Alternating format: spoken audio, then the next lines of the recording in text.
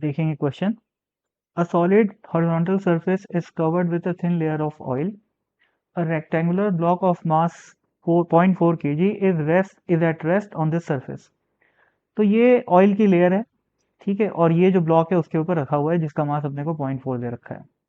आगे, an impulse of 1 newton second is अप्लाइड to the block at time t is equal to 0 so that it starts moving along the x-axis with a velocity is equal to v naught into e का power minus T by tau. तो अगर मैं इस velocity को देखूं तो ये velocity as a function of time दिया हुआ है और ये एक्सपोनेंशियली डिक्रीजिंग फंक्शन है, ठीक है। और ये टाउ की वैल्यू अपने को दे रखी है 4, ठीक है। आगे क्या बताना है कि displacement of the block in metres at T is equal to tau, यानी कि T is equal to 4 second पे डिस्प्लेसमेंट बताना है। तो मेरे को डिस्प्लेसमेंट का फंक्शन नहीं पता, मेरे को किसका फंक्शन पता है, वेलोसिटी का। तो वी टी इक्वल टू क्या आ जाएगा, वी नॉट इंटू ई का पावर माइनस टी बाय 4। लेकिन इस वी नॉट की वैल्यू कहाँ पता है अपने को। तो वी नॉट की वैल्यू निकालने के लिए अपने को जो पहली इन्फॉर्मेशन दे रखी है क्या, कि उसको 1 न्यूटन सेकेंड का इम्पल्स प्रोवाइड किया गया है और उसका मास कितना है 0.4 kg। तो वेलोसिटी निकाल सकते हैं, इनिशियल वेलोसिटी, ठीक है। तो वी नॉट की वैल्यू क्या आ जाएगी, इम्पल्स डिवाइडेड बाय मास। तो 1 divided by 0.4 is equal to 2.5 metre per second.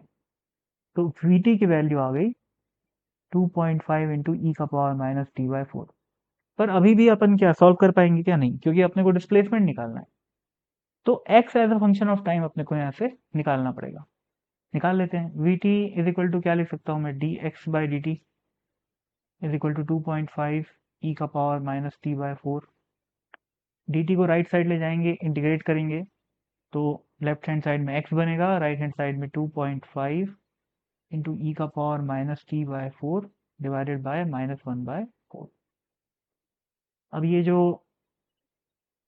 4 है वो इस 2.5 के साथ मल्टीप्लाई होके क्या बन जाएगा, 1। तो x इज इक्वल टू क्या आ जाएगा, -1 इंटू ई का पावर माइनस टी बाय 4। परंतु अभी लिमिट्स रखना बाकी है। x इज इक्वल टू 0 पे, मतलब t इज इक्वल टू 0 पे x इज इक्वल टू 0 है, और t is equal to t पे x की वैल्यू x है, तभी तो x as a function of time निकलेगा ना।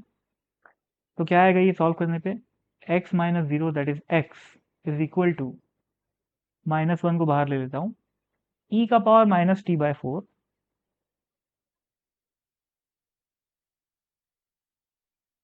माइनस e का पावर 0 आएगा। तो e का पावर 0 क्या होता है भाई, e का पावर 0 होता है 1। तो ये क्या आ गया, 1 माइनस ई का पावर माइनस टी बाय 4। अब इस फंक्शन को देखो भाई, ये भी एक्सपोनेंशियल फंक्शन, ठीक है। अब वैसे तो इसको सॉल्व करेगा, चलो ठीक है, मैं एक काम करता हूँ, पहले इसको सिंपल तरीके से सॉल्व करके दिखाता हूँ, उसके बाद एक और दूसरा तरीका दिखाऊंगा। सिंपल तरीका क्या है कि भाई हम लोग यहाँ पर x की वैल्यू निकाल सकते हैं t की वैल्यू को टाउ पुट करके, ठीक है। तो x की वैल्यू क्या आ जाएगी, 1 माइनस ई का पावर माइनस टी की जगह क्या रख देंगे अपन, टाउ रख देंगे, और टाउ की वैल्यू कितनी है, 4 है। तो 4/4 यानी कि ई माइनस ई का पावर -1। अब ई का पावर -1 की वैल्यू अपने को दे रखी है 0.37, तो ये आ जाएगा 0.63। तो ये तो अपना आंसर है, हालांकि ये भी बहुत सिंपल है, इसमें भी कुछ खास नहीं। लेकिन एक बात बताता हूँ, अगर हमको x as a function of time यहाँ पर मिल चुका है, तो यहाँ पर दिमाग थोड़ा घूमना चाहिए। क्या, कि x की इनिशियल वैल्यू क्या होगी, x की इनिशियल वैल्यू होगी e का पावर माइनस टी बाय 4, क्या हो जाएगा, 0। तो 1 माइनस ई का पावर 0 यानी कि 1 माइनस 1 दैट इज 0। और x की फाइनल वैल्यू क्या होगी, यानी कि t is equal to infinity रखूंगा, तो e का power minus infinity which is 0। तो 1 माइनस 0 इज 0, यानी कि x की वैल्यू 1 से, सॉरी, 0 से 1 तक जा रही है, ठीक है। अब ऐसे फंक्शंस में क्या होता है, जैसे अपन लोग चार्जिंग डिस्चार्जिंग सर्किट वगैरह में पढ़े रहते हैं, कि जो भी टास्क रहता है, अब वो टास्क चाहे चार्जिंग ऑफ कैपेसिटर हो चाहे डिस्चार्जिंग ऑफ कैपेसिटर हो, ठीक है, कोई भी टास्क हो, एक टाइम कांस्टेंट के बाद उसका 63% उसका खत्म हो जाता है काम। तो यहाँ पर काम क्या है हमारे पास, यहाँ पर हमारे पास काम ये है कि x की वैल्यू को 0 से लेकर 1 तक लेके जाना है, ठीक है। और साफ दिख रहा है इसका टाइम कांस्टेंट क्या है, टाउ, यानी कि 4 सेकेंड। तो एक टाइम कांस्टेंट के बाद इस काम का 63% खत्म हो जाएगा, यानी कि 0 से लेकर 1 का 63% कितना हुआ, 0.63%, ठीक है, यानी कि 0.63, ठीक है। तो इसको ऐसे भी सोच सकते हो।